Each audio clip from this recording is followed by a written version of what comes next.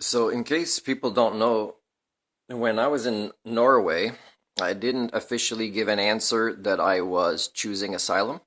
I just said this is what my life is like in Canada. Look at this USB stick that has many examples of what I mean in various dimensions of living in Canada. And they chose for me, and then they said you can appeal with your lawyer, which we pay. Who kind of felt sympathetic for me too, which is why she provided me the date I wanted when I returned to take them to court, the UDI in Norway, as if there was some sort of legal system anywhere in the world that would provide such justice. But the main reason that Norway sent me back is that when people were asking me in a an immigration center where I was staying, and the immigration police came to get me from there to take me to do my case and talk about and they trusted me to take the train from this place to this place to go talk to them, and a lot of money was being moved around, and the reason they moved around a lot of money, which I predicted with HSD they would do, right, because I couldn't even afford to leave myself, is they paid, oh man, they paid a lot of money, and I even had to put my hand on a immigration police's shoulder and say, I was very clear. It's Vancouver Island I'm returning to, not Vancouver. And they gave me $200 US cash when I was leaving as well. And I believe they trusted me not to put a person with me on the plane that I wouldn't cause trouble.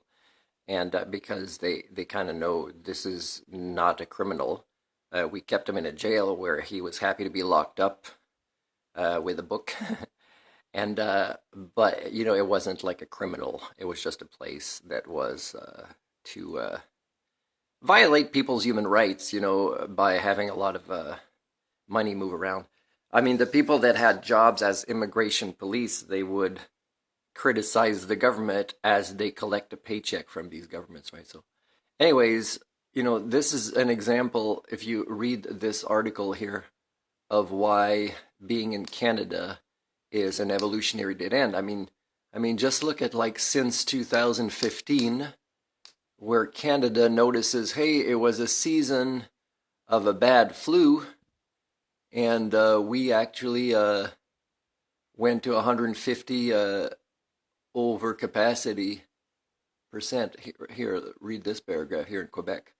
So it's not just Quebec.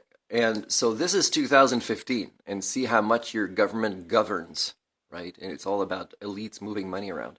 So they paid large amounts of money, Norway, to send me back because they didn't like that I was talking about reality of Canada in immigration centers where giving free tutoring and things like that to the kids there. And they were asking me my story, and they didn't want me to keep telling my story there. So that's really, they broke their own laws and spent a lot of money to send me back to Canada. Now, this I had predicted was possible. And in writing the book of my life someday, saying, well, I was true to myself. This is who I really am. This is how I'm patriotic to want to improve things in Canada. I proved that I tried, and they won't deviate from staying sick as a patient, as seen through the eyes of the doctor of Humanix, is you can send me back if you want. You're just violating my human rights, but you're just kind of doing what HSD has predicted you would probably do when I can't afford to take it back, is you would pay. And then I wouldn't have any, bad behaviors to have a criminal record. In fact, I had one done just in case to do online work. I had one done by Interpol later on. So, yeah, it's pretty sad that this is who they are, because they're trying to get rid of people entering Norway, and they want these people to be refused by their government, and then the next place they try is Canada, right? So they don't want a guy from Canada saying it's not that great there.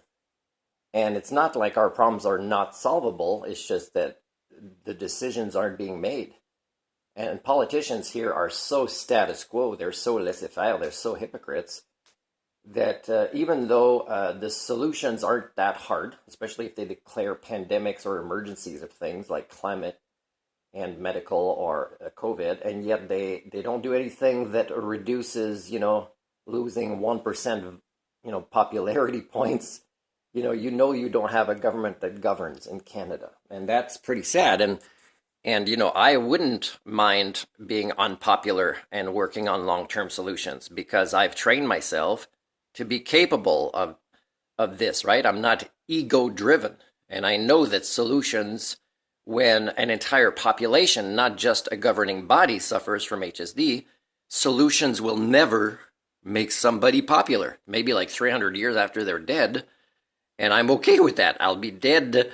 I won't even know. I'll just know when I'm dying and I'm patting myself on the back. Dude, you were probably the most honorable Homo sapien with integrity that ever lived on this planet.